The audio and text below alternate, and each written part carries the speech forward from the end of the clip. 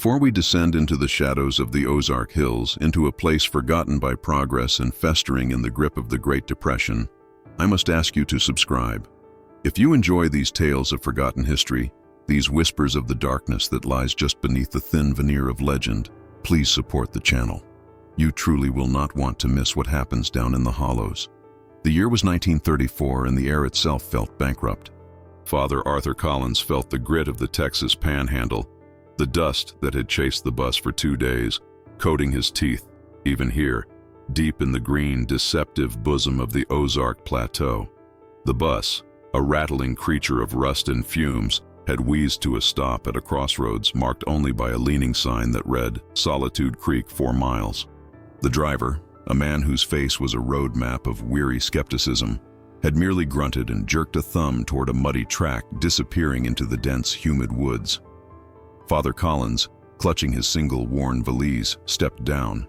He was a young man, barely 30, with the pale, earnest face of a seminary intellectual. He had requested a hardship posting, filled with a zealous, naive fire to bring comfort to those most afflicted by the Depression. The Archdiocese in St. Louis had been only too happy to oblige, sending him to the parish that had, as the bishop put it, fallen silent. His predecessor, a Father Blackwood, had apparently suffered a nervous breakdown and vanished 6 months prior. "Keep your wits about you, Padre," the bus driver had called out, his voice competing with the grinding gears. "That ain't God's country. That's something else." The 4-mile walk was an immersion. The trees, oak, hickory, and dark pine, grew so close together they seemed to blot out the sky, creating a perpetual twilight. The air was thick, not just with humidity, but with the scent of damp earth, wood smoke, and something else, something metallic and sour, like old blood. He was sweating through his black suit by the time the track widened, revealing the town. Solitude Creek wasn't a town, it was a scar. A dozen buildings, most with boarded-up windows, slumped around a muddy central street. The general store had coffins stacked on its porch. A few gaunt men in overalls watched him from the shadows of that porch, their eyes flat, their faces covered in the scraggly beards of men who had given up. A Hooverville, a cluster of shacks made of tin, cardboard, and stolen timber, festered on the creek bank. The church, St. Barnabas, was at the far end of the street, its wooden steeple leaning precariously. Next to it stood the rectory, a 2-story clapboard house that looked starved for a coat of paint. A woman was waiting on the porch, wiping her hands on an apron so stained it looked like a butcher's map. She was thin as a rail, with hair pulled back so tight it seemed to stretch the skin of her face. "You'll be Father Collins," she stated. It wasn't a question. Her voice was as dry as corn husks. "I am." "And you must be Mrs. Greer, the housekeeper." "I am." She didn't offer a hand, just turned and opened the door. The bishop sent word, "Supper's beans and cornbread. I don't abide waste." The house was cold, despite the oppressive humidity. It smelled of mildew and boiled cabbage. As Collins set his valise down in the dusty foyer, he noticed the crucifix on the wall was hanging crooked. He straightened it. "Father Blackwood, my predecessor," Collins began. "Did he leave any notes, any parish records I might review?" Mrs. Greer paused in the doorway to the kitchen, her back to him. "Father Blackwood left, in a hurry. He wasn't well." "So the bishop said, a nervous affliction?" The woman turned, her eyes finding his. They were dark and held no light. "This place, it tests a man's nerves, Father. The folk here are hard. They keep to themselves, and they keep their own counsel. God's counsel is the only one they should need, Mrs. Greer." A small, sharp sound escaped her, something between a sniff and a laugh. "God's voice don't carry well in these hills, Father. Too many other things shouting over him. You'd do well to mind your own business. Tend the church. Leave the folk on the ridge to their own." "The ridge?" "St. Dymphna's," she said, the name dropping into the room like a stone. "The old sanatorium, where the sisters are." She spat the word sisters as if it tasted foul. Father Blackwood got it in his head to save them. He went up there, started poking his nose in their business. That's when his nerves afflicted him. "They are a lay order? The Sisters of St. Dymphna?" Collins was intrigued. Dymphna, the patron saint of the mentally ill, the nervous, the afflicted. They ain't nothing the Holy Church would recognize, Mrs. Greer said, her voice dropping to a harsh whisper. They're just women. But they hold this town in their hand, Father. They offer cures, and folks'll trade their souls for a cure these days. She turned back to the kitchen. You eat your beans, and you lock your door at night, not 'cause of thieves, 'cause of the things they say walk the roads, listening. Father Collins's first Sunday Mass was a profound humiliation. He had spent Saturday cleaning the small church himself, dusting the pews, sweeping away cobwebs, and polishing the tarnished silver chalice. He had rung the church bell at 8 in the morning, the sound cutting sharp and lonely through the heavy fog that clung to the creek. 9 people came. They were 3 generations of a single family, the Hendersons, who sat in the front pew. They were hollow-eyed and threadbare, their skin bearing the pallor of malnutrition. An old man, Silas Vane, who ran the general store, sat in the back, observing Collins with a disquieting intensity. And there was Sheriff Brody, a heavy-set man who looked exhausted, who stood by the door as if guarding it rather than praying. Collins preached the gospel of the loaves and fishes.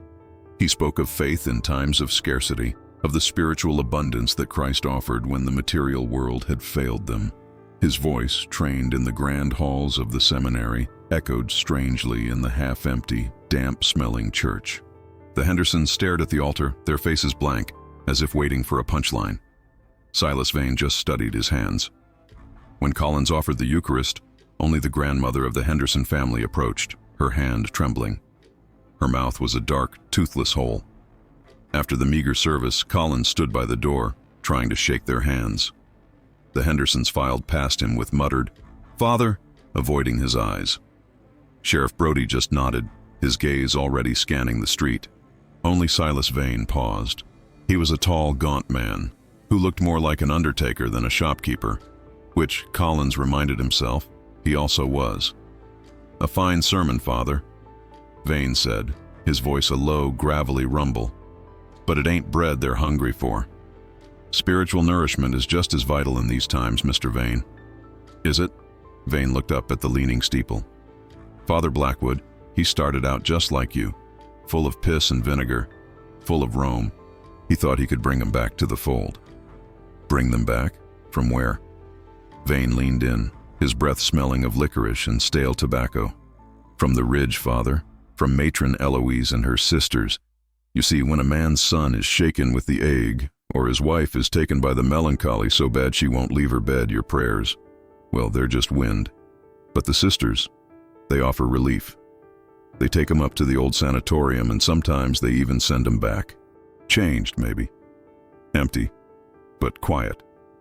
And in these times, quiet's a mercy. What kind of relief, Mr. Vane?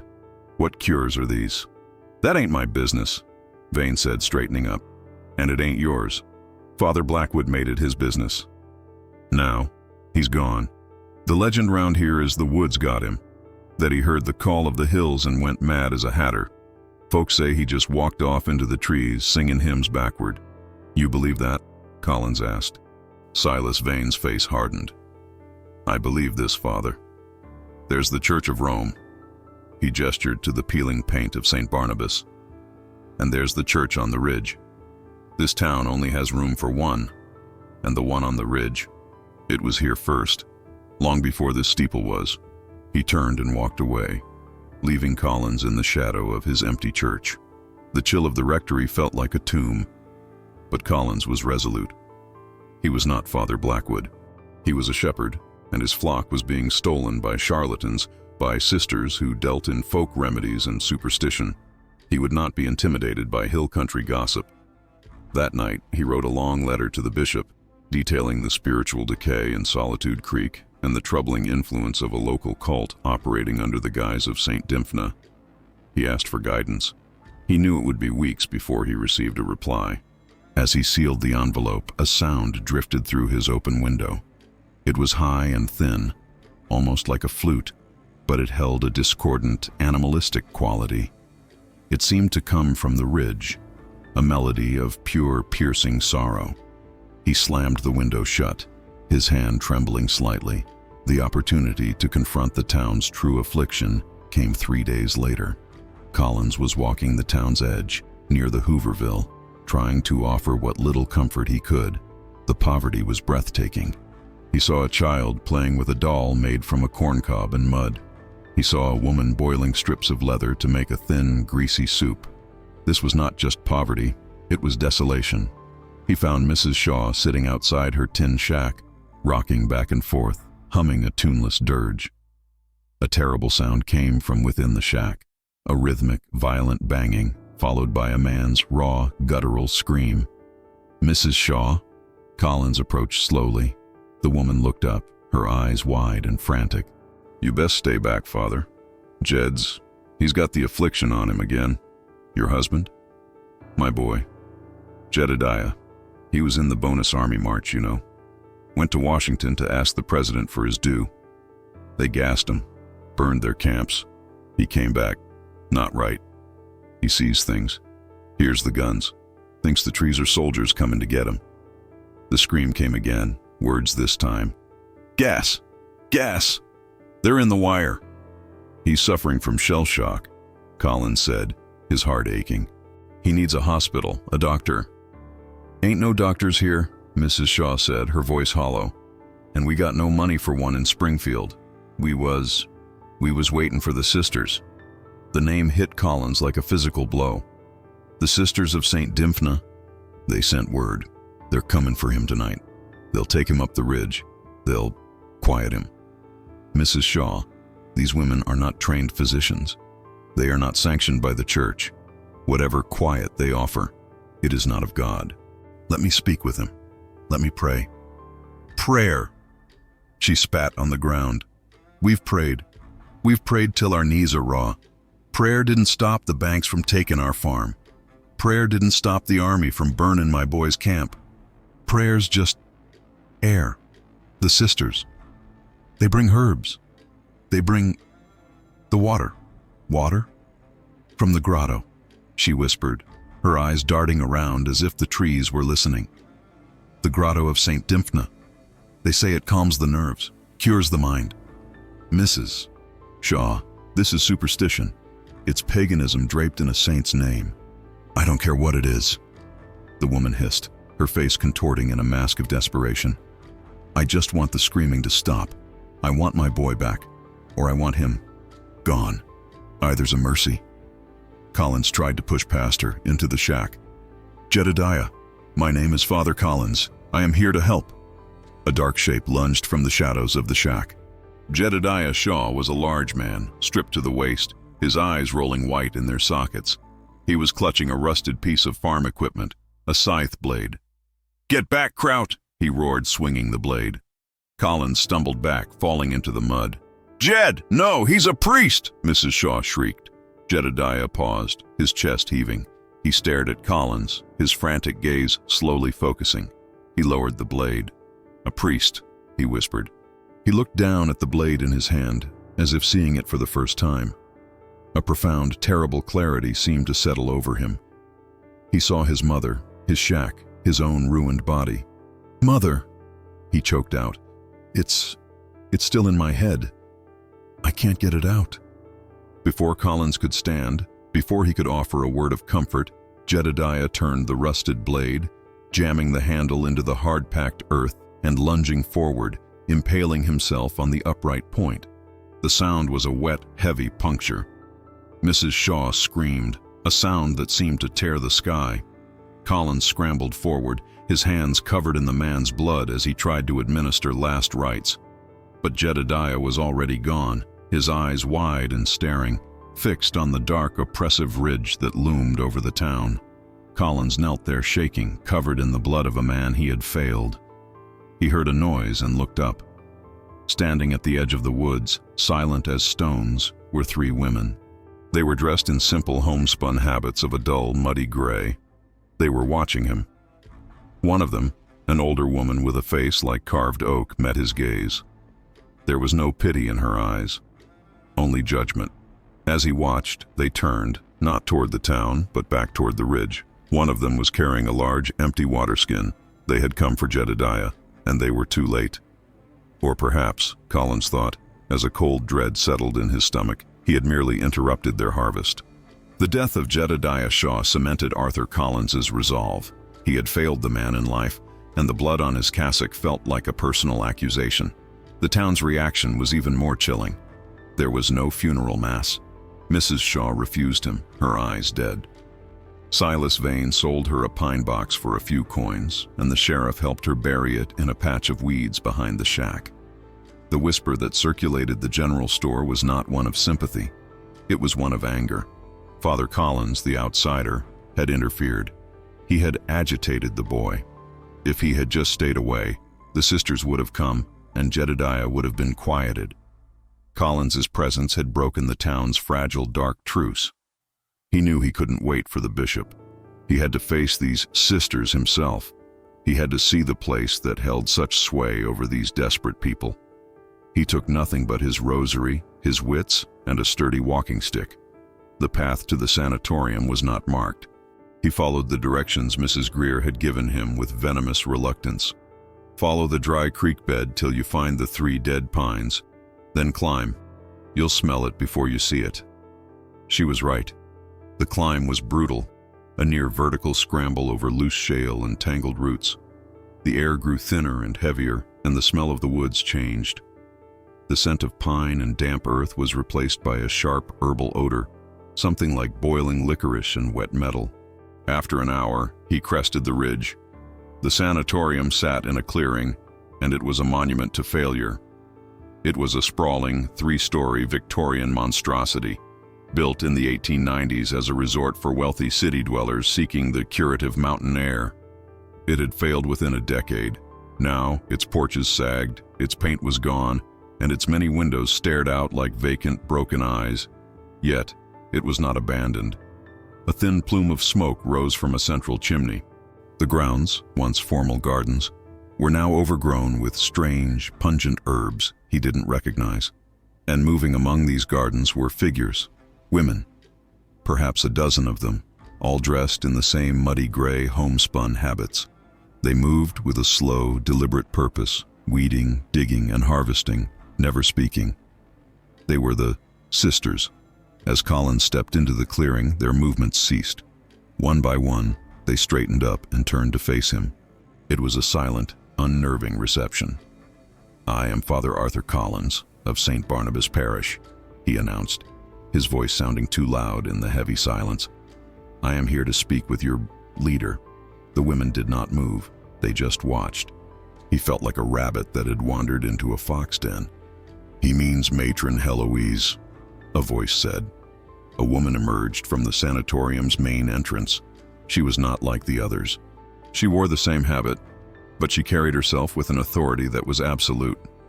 She was tall, perhaps in her late 50s, with a severe, intelligent face and eyes the color of the gray shale he had just climbed. Her hair was pulled back, revealing streaks of iron gray. This was the woman he had seen at the edge of the woods.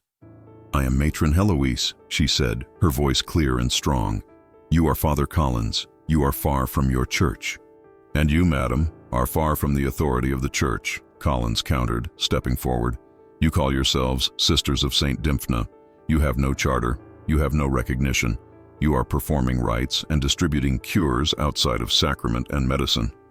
Matron Heloise tilted her head, a flicker of amusement in her cold eyes. "Authority, a man's word.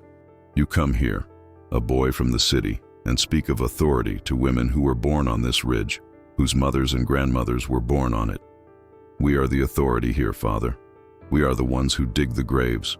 We are the ones who sit with the dying. We are the ones who catch the babies, and we are the ones who quiet the afflicted. You prey on the desperate," Collins accused, his voice shaking with righteous anger. "You offer them pagan remedies. I spoke to Mrs. Shaw. Her son is dead. You were coming for him." "We were," Heloise said calmly. "The boy was suffering. His mind was shattered by your civilized world, by your politicians and your wars. His suffering was loud. It was a poison, leaking into the town. We would have brought him here. We would have given him peace." "What peace? Drugs? Sedation? You speak of things you do not understand, Father. You see this?" She gestured to the rundown building. "This place was built by fools who thought the air would cure them. But the air is just air. They built their house on top of the real cure, the grotto. The grotto of St. Dymphna, Collins said. She is a useful shield. Heloise smiled, a cold, thin expression. A saint for the mad. It gives the townsfolk a name they can whisper to a priest. But the grotto, it is much, much older than their saints. It is the heart of this ridge. And it offers a gift. It takes the affliction. It drinks the pain. That is blasphemy. You are practicing witchcraft. Are we? Heloise stepped aside, gesturing to the open door of the sanatorium. Then come, Father. See our witchcraft. See the patients you have so clearly failed.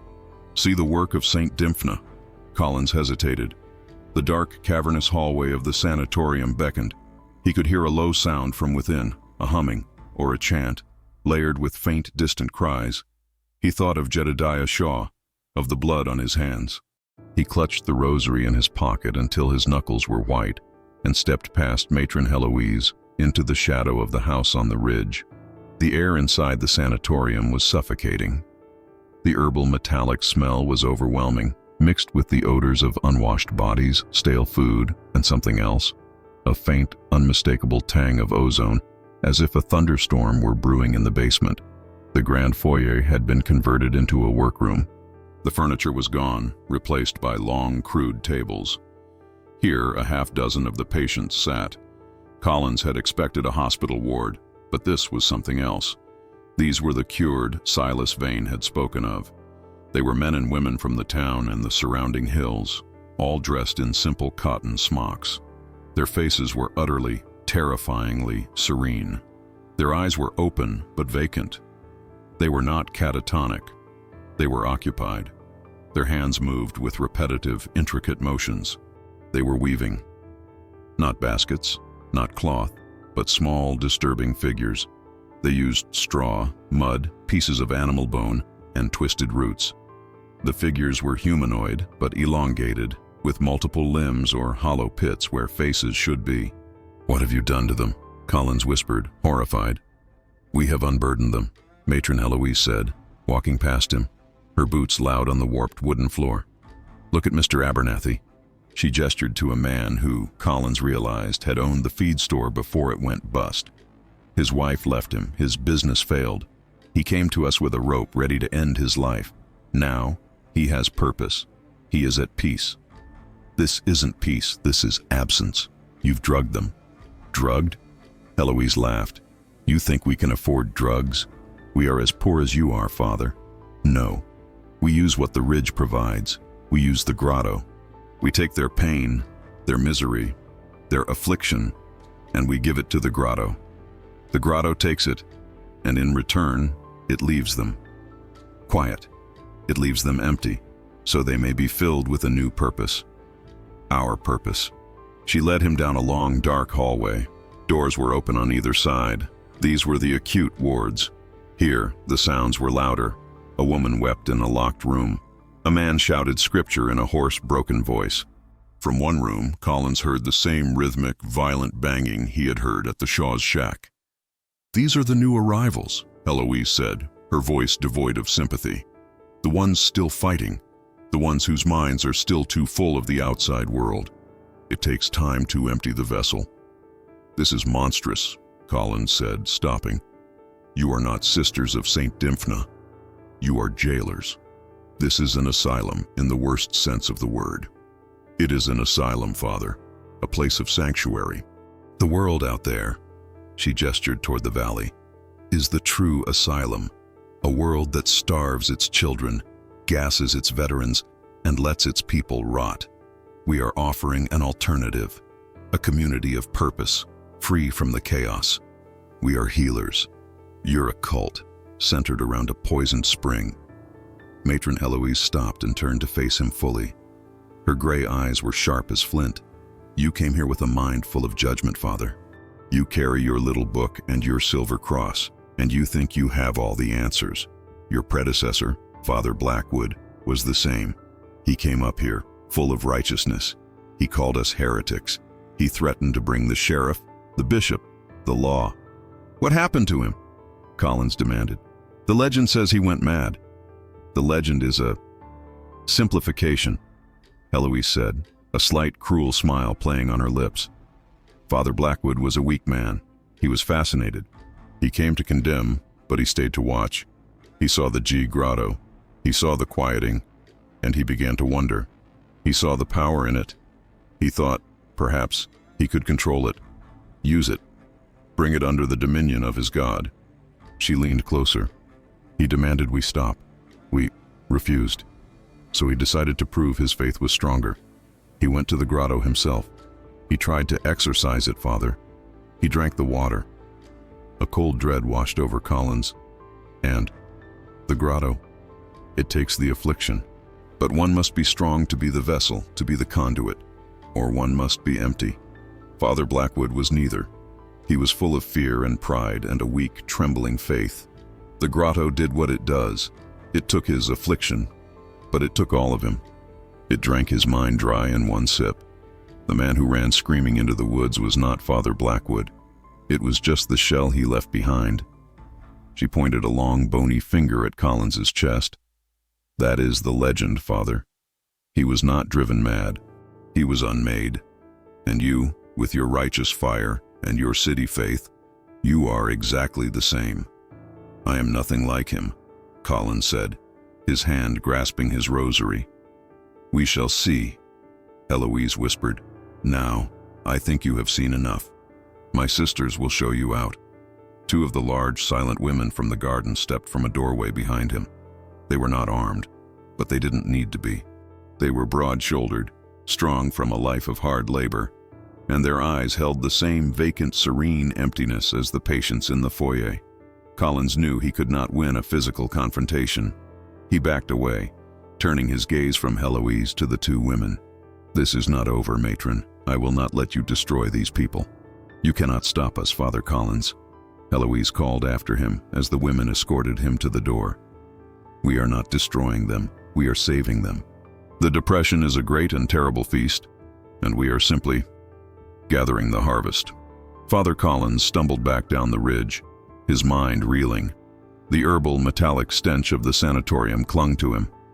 The sights he had witnessed, the empty patients, the straw dolls, the cold absolute certainty in matron Heloise's eyes, shook him to his core. He was no longer dealing with simple folk healers. This was something organized, something ancient and deeply malevolent. Heloise's story about Father Blackwood was not a warning. It was a threat. When he returned to the rectory, Mrs. Greer was waiting. She took one look at his pale face and the mud on his knees. So, she said, her voice flat, you went up the ridge. You met the matron. I did. And you're back. Father Blackwood didn't come back. Not whole, anyway. You're stronger than he was. Or just luckier. Mrs. Greer, I need to know everything you know about Father Blackwood, about his last days. You said his study was locked. I need to get in there. The housekeeper's face tightened. That room's been sealed since he left. The bishop's orders said it was unwell. The bishop is in St. Louis. I am the parish priest here, and I am facing a direct spiritual threat. I need to know what my predecessor knew. Where is the key? Mrs. Greer stared at him for a long moment, as if measuring his resolve. Finally, she nodded curtly. Ain't no key. He locked it from the inside, then broke the lock. Sheriff Brody had to bust the window to see he was gone. I just nailed it shut again, to keep the air out. The study was on the second floor. The door was, as she said, locked. The knob jammed. The wood around the keyhole was splintered. Collins went outside and found a ladder in the carriage house, propping it against the side of the rectory.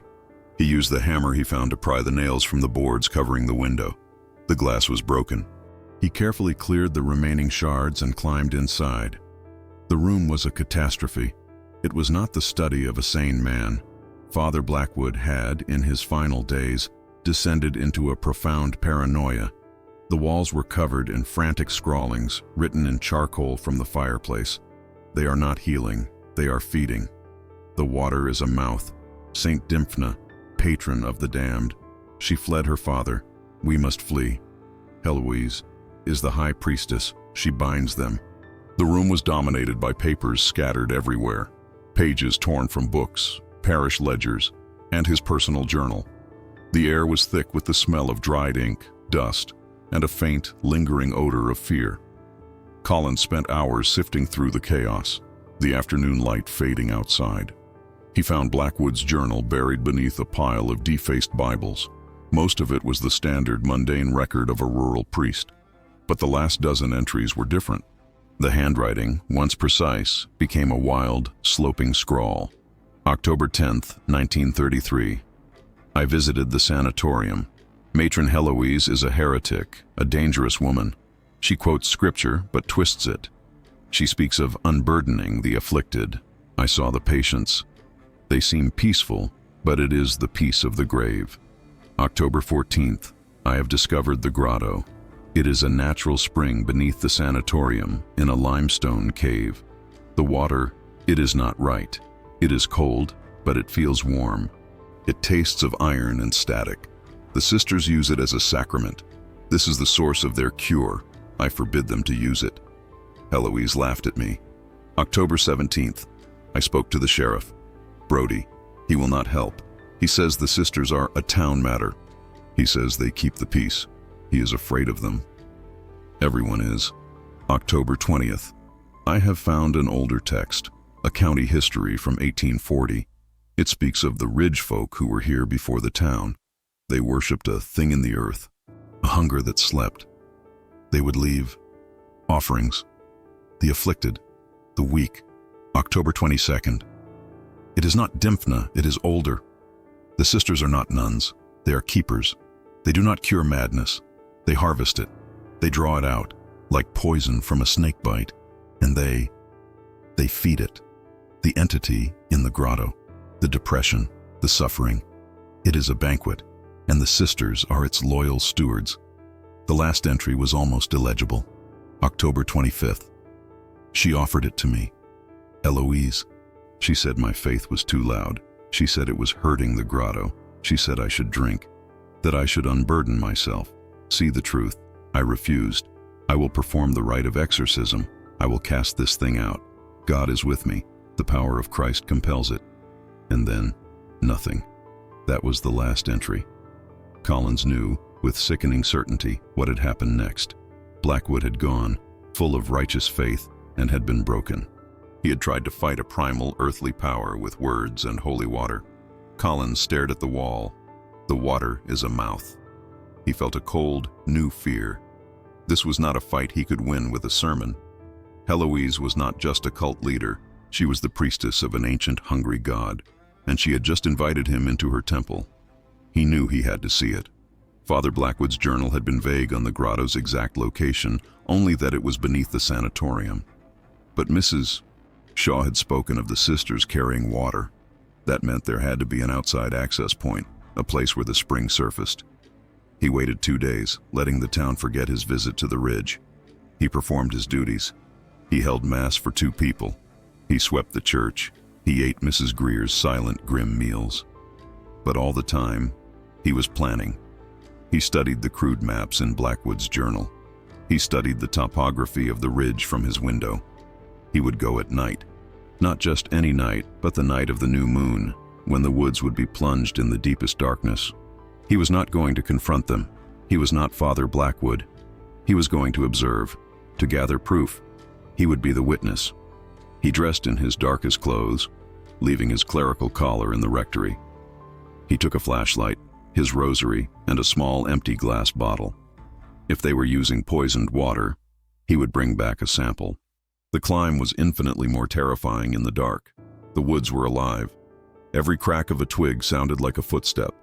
The high, thin, fluting sound he had heard before drifted down from the ridge, a disquieting melody that seemed to pull at his nerves. He reached the clearing of the sanatorium. It was dark, save for a single flickering lantern in an upstairs window.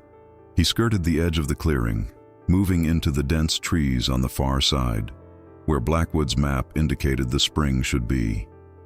He found it.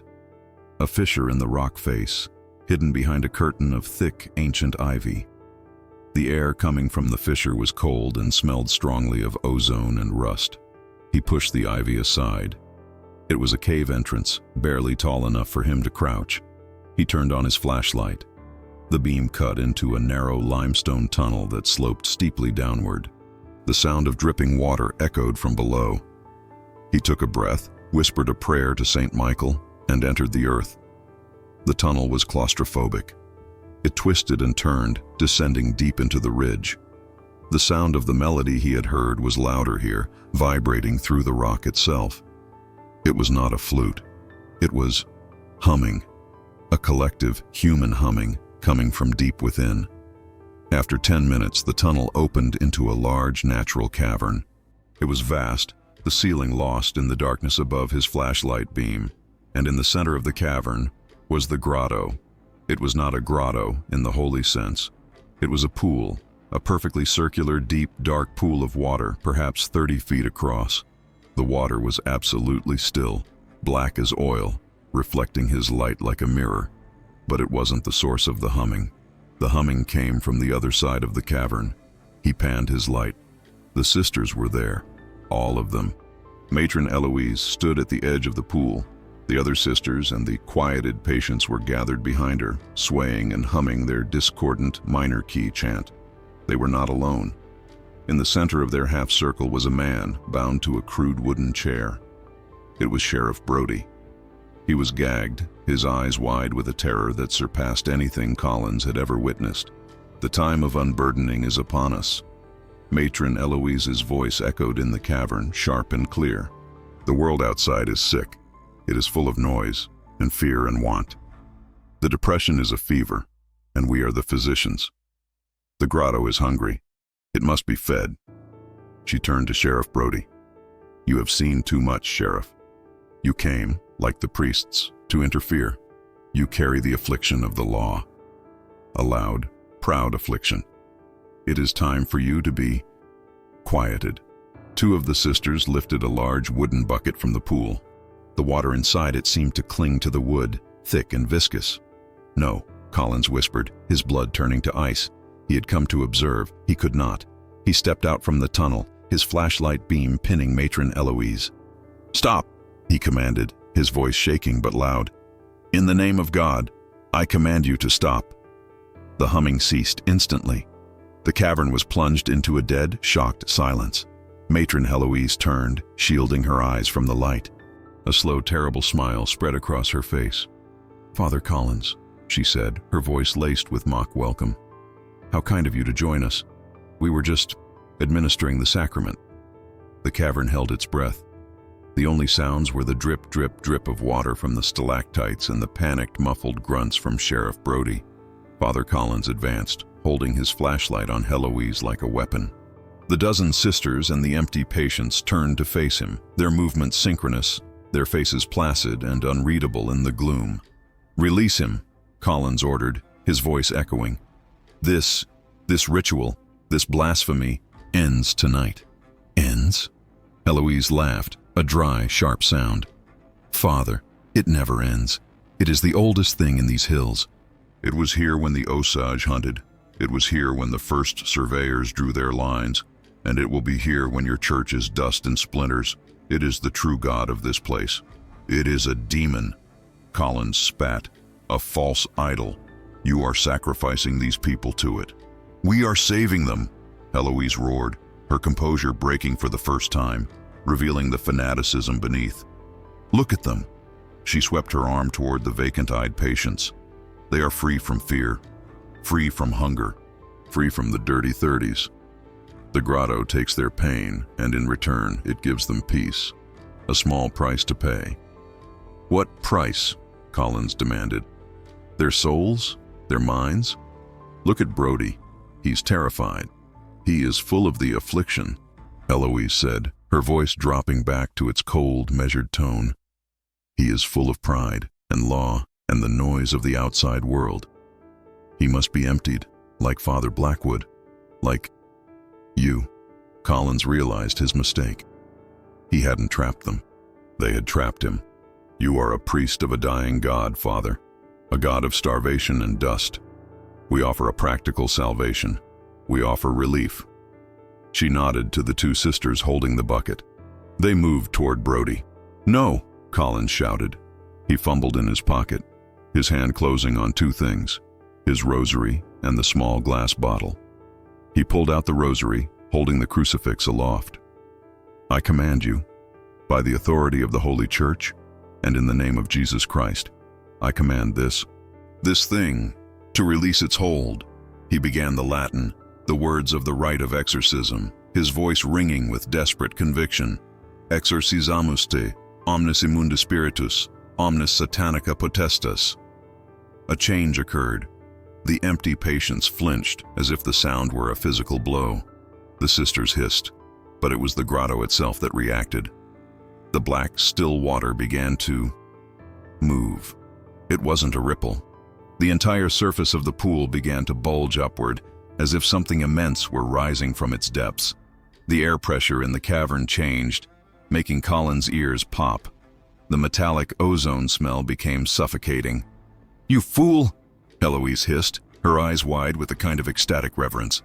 "You are just like Blackwood. You think your words have power here? Your words are noise, and you are angering it." The water of the grotto frothed. A high-pitched, psychic screech filled the cavern, vibrating directly in Colin's skull. It was the sound of 1,000 people screaming at once, the distilled, raw anguish of every affliction the grotto had ever consumed. Colin staggered, dropping his flashlight. The cavern was plunged into darkness, broken only by the dim lanterns held by the sisters. "Your God is not here, little priest!" Heloise shrieked over the psychic din. Collins clutched his head, the Latin prayers dying in his throat. The sound was... It was Jedediah Shaw's war cries. It was Mrs. Henderson's hunger. It was Blackwood's scholarly pride shattering into madness. It was the collected despair of Solitude Creek. He fell to his knees, his faith a flickering candle in a hurricane. The crucifix felt like a shard of ice in his hand. The entity in the water. It wasn't a demon. A demon was a fallen angel. This was something else. Something that had never been holy. Something that had just been hungry. "He's weak," Heloise said, her voice cutting through the noise. "He's breaking, just like the other one." Collins looked up. Through the pane, he saw Sheriff Brody. During the chaos, Brody had managed to tip his chair over and was frantically trying to wriggle free of his ropes. One of the large sisters, ignoring Collins, walked over and kicked the sheriff hard, silencing him.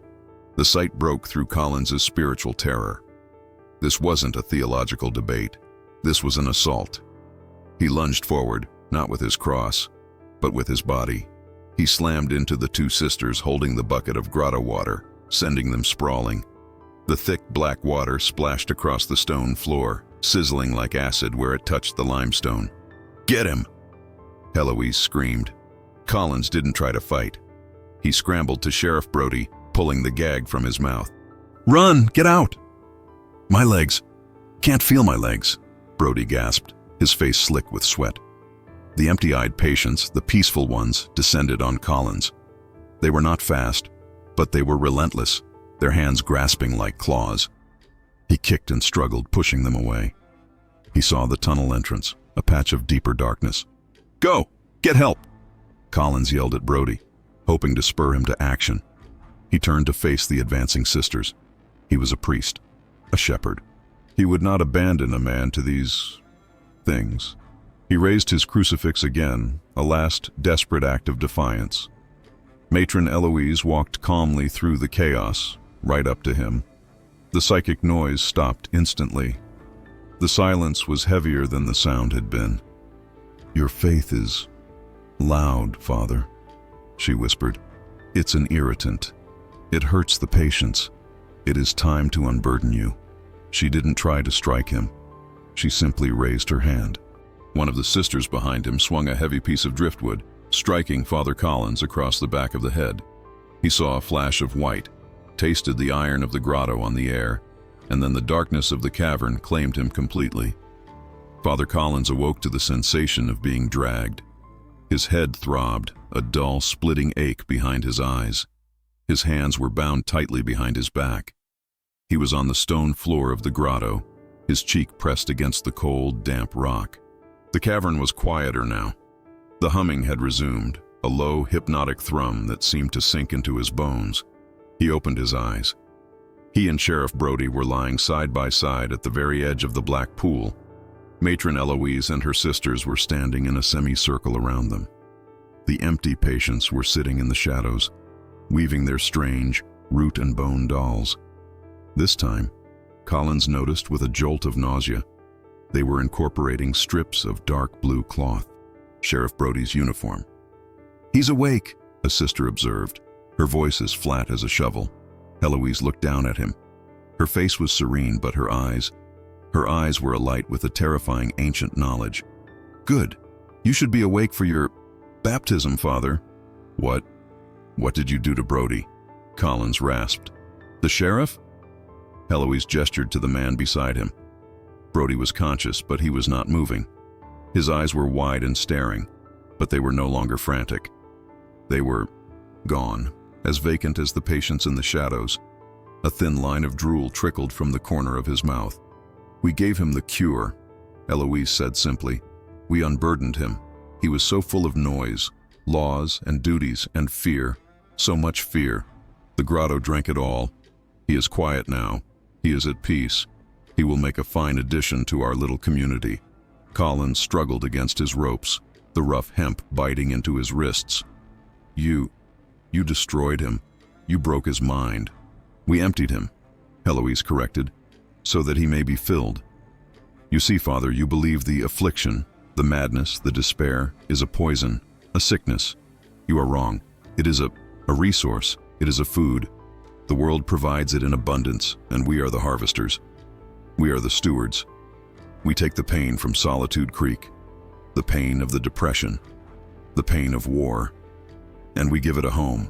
She knelt beside the pool, running her fingers through the oily black water. The water seemed to cling to her skin. "It is an ancient, simple covenant," she whispered, as if explaining a simple truth to a child. "The grotto feeds on the abstract, on emotion, on the very soul you priests are so concerned with. It drinks the madness, and in exchange, it gives us quiet. It gives the town stability. While the rest of the country tears itself apart, Solitude Creek endures, because we manage its despair." "And Blackwood?" Collins choked out. "What was his part in this?" "Ah, Father Blackwood." Eloise stood up. "He was the first legend. He was going to exorcise the grotto. But when he felt its power, his pride, it overwhelmed him. He didn't want to destroy it. He wanted to command it. He thought he could be its master. He drank the water, filled with his own holy pride. And the grotto, it ate his pride. It ate his faith. It ate his mind. What was left we turned loose. A warning. A legend." "So that's the legend," Collins said, the dark truth settling on him. "That he went mad from fighting you." "Precisely. A useful story. It keeps the curious away. It keeps the town afraid. But you are different, Father Collins. You are not like Blackwood. You have no pride. You have righteousness. You have a terrible, loud faith. You came here to save us." She smiled. "You cannot be emptied like the sheriff. Your faith is too strong. It would poison the grotto. It would be like feeding it fire." "Then what?" Collins demanded, a new colder fear creeping into him. "You're going to kill me? Kill you?" Eloise looked almost offended. "What a waste! Such potency, such conviction." "No, Father, we are not going to empty you." She nodded to the sisters. They stepped forward, two of them grabbing his shoulders, two grabbing his feet. They began to lift him.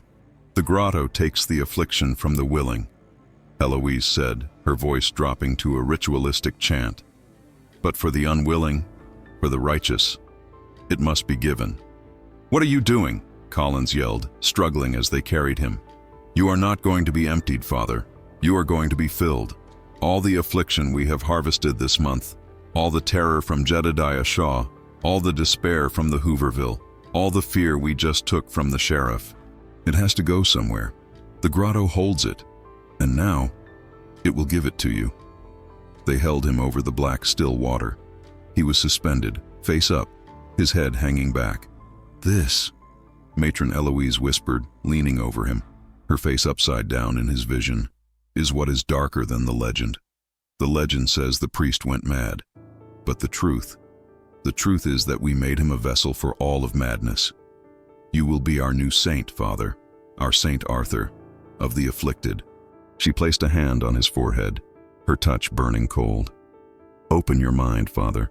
It is time for you to receive. They did not submerge him fully. They were too precise for that. Matron Eloise held his head, her fingers digging into his temples, while two other sisters held his arms. She forced his head back beneath the surface of the black, oily water, just enough to cover his mouth, his nose, his eyes. The water did not feel like water. It was thick, warm, and it tasted of copper pennies and static electricity. It didn't rush into his lungs. It seeped into him, a conscious, invasive presence. And with it came the noise. The psychic screech he had heard earlier was a whisper compared to this. This was a torrent. He was no longer just hearing the affliction, he was experiencing it. He saw the mud of Flanders through Jedediah Shaw's eyes. He felt the vibration of the artillery, the slick, wet panic of the gas alarm, the feel of a bayonet sliding between ribs. He was Jedediah, screaming for a mother who couldn't hear him. Then he was Mrs. Henderson, his stomach a hollow, aching void, watching his grandchild chew on a piece of wood, his faith in God so withered it was just a dry husk. He felt the cold, creeping melancholy of a dozen townswomen, the quiet ones, the despair of staring at the same four walls for a year, the silence of a husband who no longer spoke. He felt the blunt, bovine terror of Sheriff Brody, the sudden, sickening realization that his law was a joke, a thin piece of paper in a house of stone, the feeling of his mind being unspooled. And then, beneath it all, he felt Blackwood. He felt the priest's intellectual pride, his terror, and then the final, shattering snap as his faith broke, the moment he realized his God was not in the grotto, was not in the hills, was perhaps nowhere. "It's too much," he tried to scream, but the water filled his mouth. He was drowning, not in water, but in madness, in the collective, harvested despair of the entire county. This is what they do, he realized, in a final, lucid moment of terror. This is the truth. They don't just empty the afflicted. They store the affliction, and they use it. The grotto was not just a mouth, it was a stomach, and the sisters were forcing it to regurgitate its contents into him. He felt his own mind, his own faith, his own self, Arthur Collins, being crushed under the weight. His prayers were just screams, his memories of the seminary, of St. Louis, of his own mother. They were being washed away, stained black by the water. He saw the entity. It wasn't a monster of tentacles and eyes. It was a pressure, a vast, ancient sleeping hunger that lived in the rock, and the water was its tongue. It tasted him, and it found him. Wanting. He was not food. He was a vessel, a container. Matron Eloise's voice cut through the torrent of agony. "He is full." They hauled him out. He fell onto the stone, convulsing, choking, spewing the black water from his lungs. It burned. He lay there, shaking, his body no longer his own. He looked at his hands. They were Jedediah's hands, twitching for a blade. He looked at Heloise. She was his mother, scolding him. He looked at the grotto. It was God's eye, and it was indifferent. The legend of Father Blackwood was useful, Matron Heloise said, her voice coming from a great distance. But a new legend is required. The town is getting restless. They need a reminder of what happens when the outside world interferes. She just good-tured. The sisters unbound his feet. "Let him go." "Matron?" one of the sisters questioned. The first time Collins had heard one speak. He will tell them." "Tell them what?" Eloise smiled. "What will he tell them? That we fed him the madness? That the water is alive? That we are stewards of despair? He is the message, sister. Let him go." They dragged him, stumbling and falling, back through the narrow limestone tunnel. He was laughing now, or perhaps it was sobbing. He couldn't tell the difference. He was full of so many voices, so many sorrows. He couldn't find his own. They threw him out of the fissure, back into the woods. He landed on the damp earth. The night air was cool, but it felt like fire on his skin. He heard the sisters humming resume in the cavern behind him. The harvest was over. The grotto was quiet. Father Arthur Collins was alone on the ridge, in the dark. And he was, in every way that mattered, completely and utterly full. He did not remember the journey down the ridge. The next thing he knew, it was morning. The sun was a hateful, burning eye. He was lying in the middle of the main street of Solitude Creek, his clothes torn, his body covered in mud and black, viscous grotto water. Silas Vane was the first to see him, standing on the porch of his general store. He froze, a crate of tinned goods halfway to the ground. Father Collins pushed himself to his elbows. He looked at Vane. He saw the man's profound, gnawing fear of going bankrupt, the grief for his wife who had died of consumption, the secret hatred for the sisters he relied on. Collins opened his mouth, and it was Jedediah Shaw's voice that came out, a raw parade ground bark. "Gas! In the wire! Fix bayonets!" Silas Vane dropped the crate. Collins tried to stand. His legs felt like they belonged to Sheriff Brody, heavy, numb. He giggled, a high, thin sound. "The law," he whispered, "is just a joke. A paper joke." He lurched to his feet. Mrs. Henderson was peering out her window. He saw her, and the crushing, hollow despair of her hunger filled him. "The loaves, the fishes, they're all rotten," he shrieked, laughing and crying. "The grotto ate them. It ate the fishes." People were coming out of their shacks, drawn by the commotion. They stared, their faces a mixture of fear and a strange, horrified pity. This was not the pale, earnest priest who had arrived a week ago. This thing in the street. Its hair was wild. Its eyes were mismatched, one staring, one twitching. He was wearing his black suit, but it was fouled, and he had, at some point, turned his clerical collar around, so it bit into the back of his neck. "He's mad," someone whispered, "just like Blackwood." "The sisters," another breathed. He went up the ridge. He angered them. Collins saw Mrs. Greer, his housekeeper, standing on the rectory porch, her hand over her mouth. "Mrs. Greer!" he called, stumbling toward her. He tried to tell her. He tried to warn her. But the words wouldn't come. The afflictions were too loud. "They're not healing!" he screamed, his own voice finally, desperately, breaking through. "They're not healing! They're harvesting! The water is a mouth! It's feeding! Heloise is the—" He clutched his head as the psychic screech of the grotto, the memory of it, returned. He fell to his knees in the mud, sobbing. "It's too loud! Make it stop! Exorcismus te omnis immunda spiritus! Oh God, it's just words!" The legend was born in that moment. The townspeople saw it, and they understood. This is what happens. This is what happens when you challenge the ridge. This is what happens when an outsider, a city priest, tries to bring his loud, arrogant God into the quiet, dark places of the Ozarks. The sisters of St. Dymphna hadn't just driven him mad. They had proven their power. His madness was their sermon. No one approached him. They just watched. They watched as Father Arthur Collins, the vessel of their collective despair, crawled on his hands and knees to the church of St. Barnabas, clawing at the locked door, weeping and screaming in a dozen different voices, until he finally collapsed, unconscious, on the steps. They locked him in the town's drunk tank, a single rusted cell in the back of Sheriff Brody's office. It was Silas Vane and two other men who did it. They didn't speak to him. They handled him like a rabid animal, their faces tight with fear and revulsion.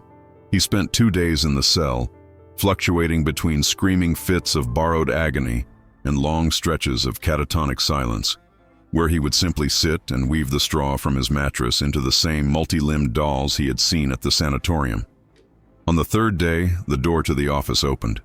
Collins looked up. Sheriff Brody walked in. He was changed. He wore his uniform, but it was rumpled. His eyes, which had been vacant in the grotto, were now quiet. Too quiet. He moved with a slow, deliberate lethargy. He looked like a man who had woken from a 10-year sleep. "Sheriff," Collins whispered, his own voice sounding thin and strange. "Brody? What did they do?" Brody sat down heavily at his desk. He did not look at Collins. He poured himself a cup of coffee from a pot on the stove, his hand shaking slightly. "You're lucky, Father," Brody said, his voice a dull monotone. They let you keep yourself. They just put things in you. Me, they took things out." "What do you remember?" Collins asked, gripping the bars. "I remember going up the ridge. I was angry. I was going to tell him to leave you alone, to follow the law." He gave a small, dead laugh. "Then I was in the cavern. I remember the water. Heloise, she made me drink. She said I was too loud. And, Brody stared into his coffee cup. "I felt peace, Father. For the first time since my wife passed. All the worry about the foreclosures, about the desperate men in the shacks, it just drained away. It was wonderful, like sinking into a warm bath. I just let go. Brody, that wasn't peace. They took your mind. They emptied you. They quieted me," Brody said, his gaze flat. "And then you showed up with your yelling and your Latin. You agitated the grotto, Father. You angered it. It hurt." He looked at Collins, and for the first time there was a flicker of something in his eyes. Not anger, just profound weariness. They had to fix it. They had to balance things. They put all that noise into you to quiet the grotto. "They used me as a dumping ground," Collins whispered, the horror of it fresh.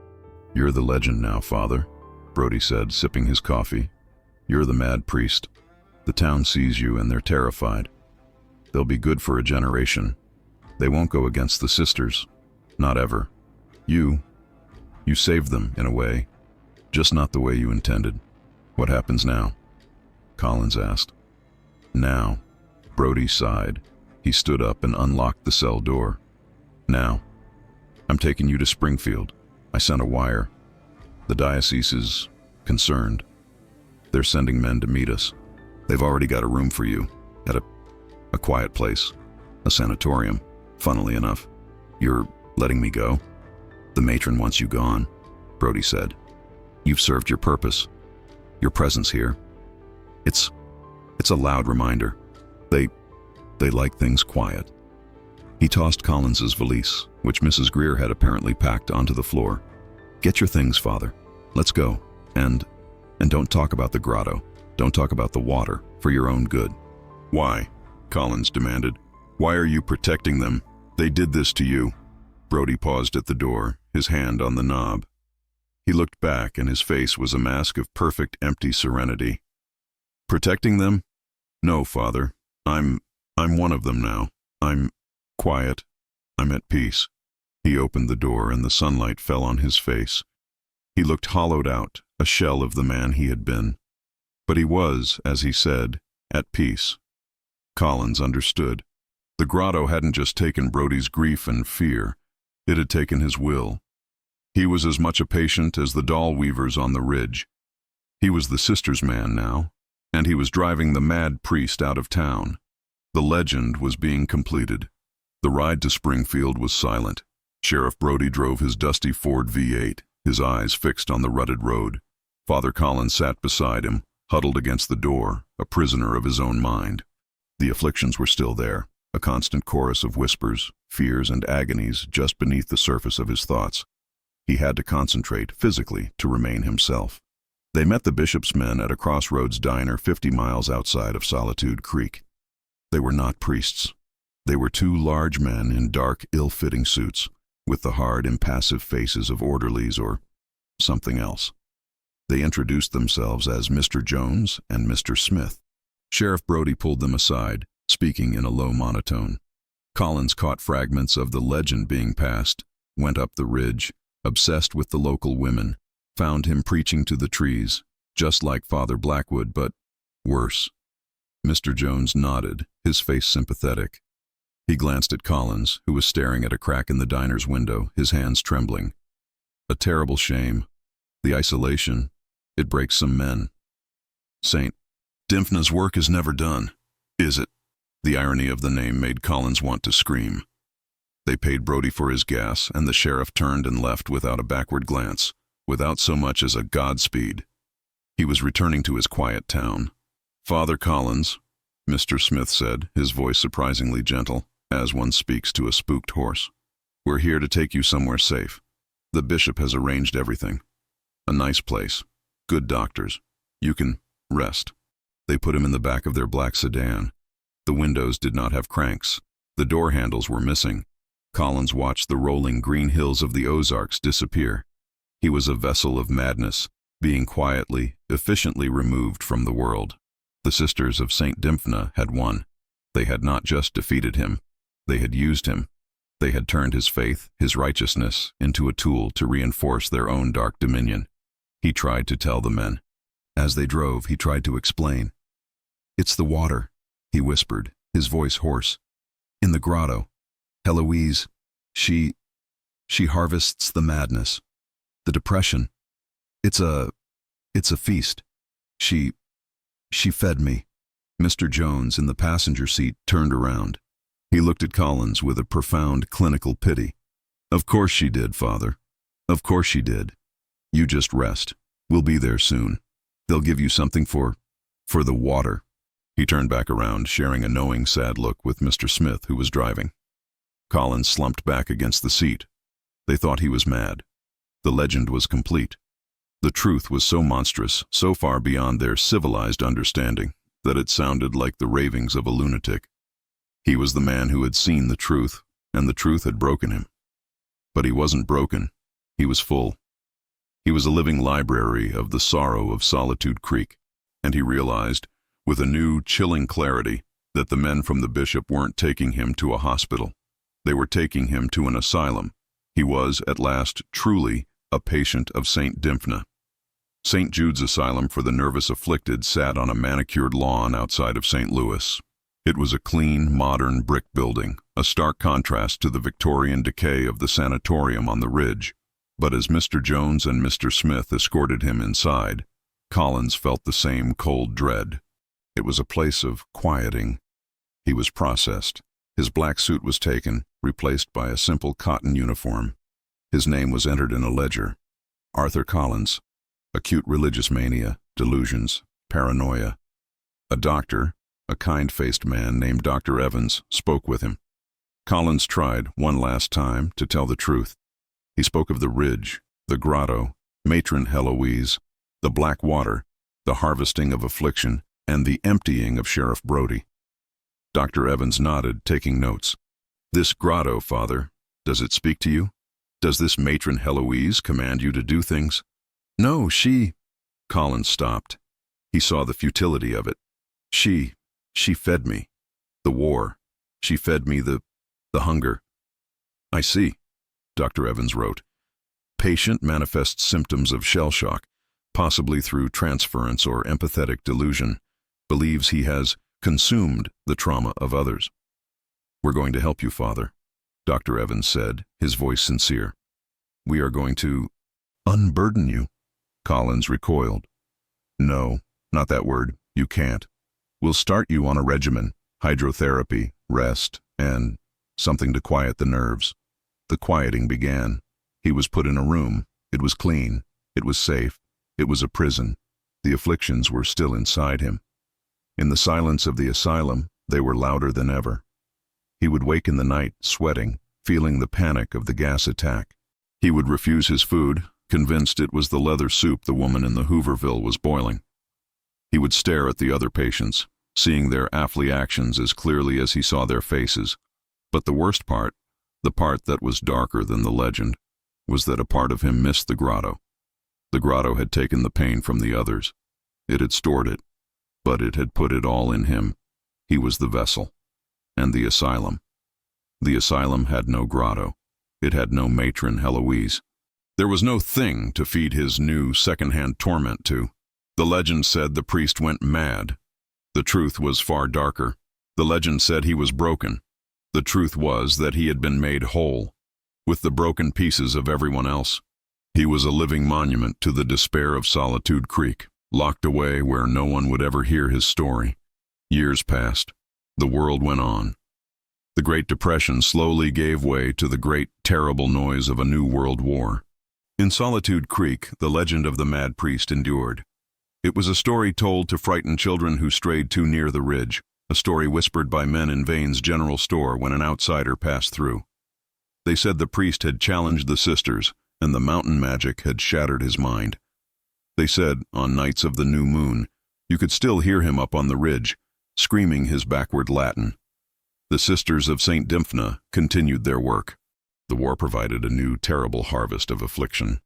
They quieted the mothers who received telegrams, the young men who came back from Europe and the Pacific with the same shattered eyes as Jedediah Shaw. Matron Heloise grew old, but her eyes remained as sharp and gray as the shale. She had found a new, quiet, efficient helper in Sheriff Brody, who, until his death in 1952, ensured the town and the grotto remained at peace. And Father Arthur Collins. He lived for 40 more years. He died in 1974 in St. Jude's Asylum. He never spoke of the grotto again. He never told his delusional story. He learned very early that the truth was a poison that only isolated him further. Instead, he worked. The asylum was full of its own despair, and Collins, the vessel, found he could listen. He sat with the shell-shocked veterans of the new war. He listened to the women afflicted with melancholy. He held the hands of the schizophrenics and the voices inside him. The terror of Jedediah Shaw, the hunger of the Hendersons, the pride of Father Blackwood. They began to recognize the new pain. He couldn't cure anyone. He had no grotto to feed, but he could share the burden. He, who was full of a county's despair, could take a little more. He became a shepherd in the end, a shepherd to the mad. He would sit with them and listen, and the afflictions inside him would quiet, as if they too were listening, finding communion in shared sorrow. The nurses called him Father Quiet. The mad priest had, ironically, become a point of peace in the asylum. He died of a heart attack, sitting in a chair by a window, holding the hand of a young man who had come back from Vietnam and hadn't spoken in a year. What the Sisters of St. Dymphna did to Father Collins was, indeed, darker than the legend. The legend said they broke his mind. The truth is that they expanded it. They forced him to become what they pretended to be. They hadn't just unburdened their people. They had transferred that burden. They had filled him with the concentrated madness of their hollow, and in doing so, they had unmade a priest. But perhaps, in the end, they had, in their own dark, terrible, and blasphemous way, created a saint, a true, forgotten, and utterly mad saint, for a world that was just as afflicted as he was.